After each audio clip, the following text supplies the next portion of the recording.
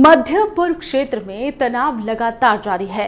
दोनों पक्षों की ओर से हमले किए जा रहे हैं। अब इजराइल ने अरब के 6 पत्रकारों को आतंकवादी घोषित कर दिया है।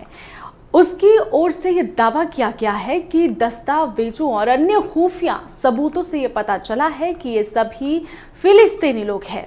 इसमें से 4 हमास से जुड़े हुए हैं या फिर उससे अलग, और जबकि 2 फिलिस्तीन इस्लामिक जिहाद से जुड़े हुए हैं। इजरायली सेना की ओर से एक दिन पहले गजा क्षेत्र में युद्ध को कवर करने वाले अल जजीरा के 6 पत्रकारों पर फिलिस्तीनी उग्रवादी समूहों के लिए काम करने का आरोप लगाया गया था।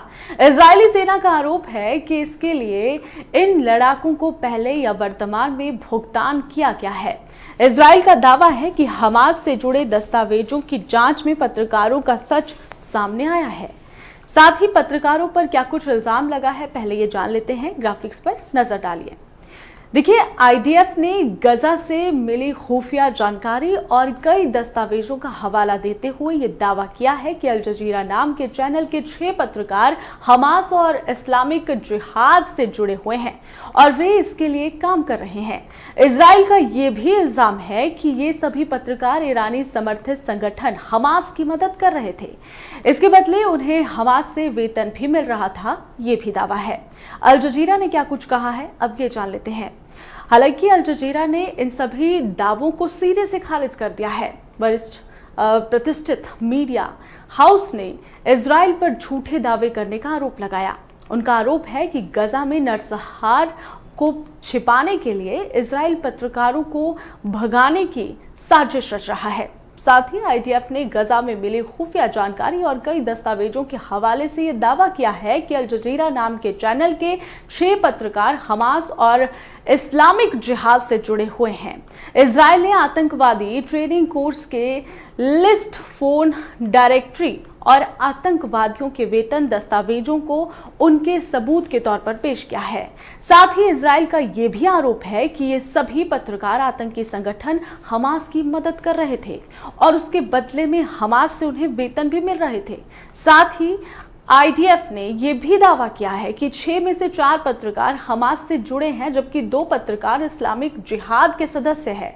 अल जजीरा के पत्रकार अनस अल शरीफ, होसम शबात और इस्माइल अबू उमर और साथ ही तलाल अरोकी अब हमास से संबंध रखने वाले का आरोप इन पर लगाया गया है।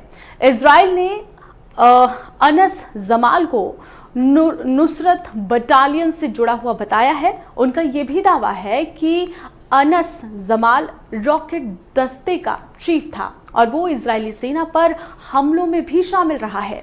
अल जजीरा के खिलाफ यहाँ पर इजराइल कतर की मीडिया हाउस ने इजराइल के इन गंभीर आरोपों को झूठा करार दिया है, सिरे से खारिज किया है। अपने पत्रकारों को उन्होंने निर्दोष बताया है। अल जजीरा ने यह दावा किया है कि इजराइल गजा का सच दुनिया से छिपाना चाहता है, गजा की तस्वीरों को दुनिया के सामने नहीं आने देना चाहता है। इसीलिए इजरायली पत्रकारों को डराकर यहां पर गजा क्षेत्र से भगा देना चाहता है।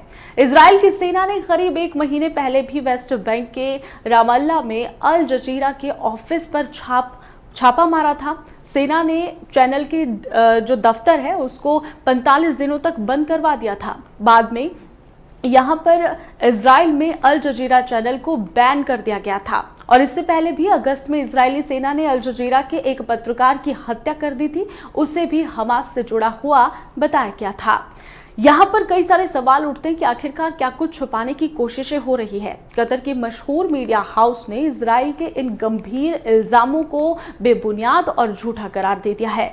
अल जजीरा ने इजराइल के इल्जामों को खारिज करते हुए अपने सभी पत्रकारों को निर्दोष बताया। इतना ही नहीं, अल जजीरा ने यह दावा किया है कि इजराइल गजा का सच पूरी दुनिया से छिपाने के लिए ये सब साजिशें रच रहा है। हमारे पत्रकार निर्दोष है।